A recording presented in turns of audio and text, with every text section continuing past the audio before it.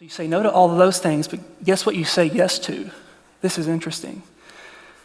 You say no to self-boasting and self-glory, but you say yes to your weaknesses. Human beings, we hate our weaknesses. We boast in our strength, but Paul is saying, you want to gospel your life? Say yes to your weaknesses. This should be good news to some of you. Some of you may be like Paul. Most scholars think that Paul had some form of chronic illness. This was in addition to his blindness, and we don't know what it was. We do know that it made Paul a burden to some churches. I don't know what it was, but for Paul, he hated it. He tells the Corinthians in 2 Corinthians 12, verse 9, that this thorn in the flesh that I suffer with, I prayed to God 3 times, God, take it away. And God finally spoke to him and said, Paul, I'm not going to take the thorn in the flesh away. The reason is because my grace is sufficient for you. And get this, my power, the power of the Holy Spirit, the power of God, my power is perfected in weakness. Boom, light comes on for the Apostle Paul, and he says, therefore, I will boast in my weakness. Why? So that the power of Christ might rest in me.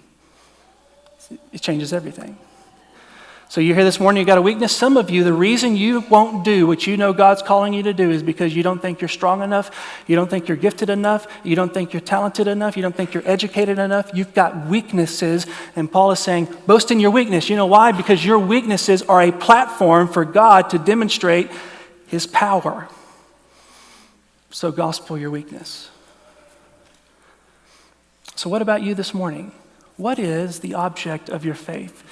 In whom or in what are you trusting? And are you experiencing the power of the Holy Spirit? Or would you say your life is more marked by defeat?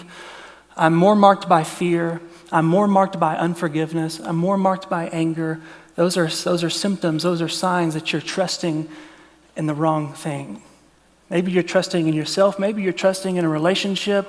You could be trusting in financial security, and you need to be trusting in the power of God, and the power of God is demonstrated as God threw off the penalty of sin and death at the cross of Jesus Christ for those who believe.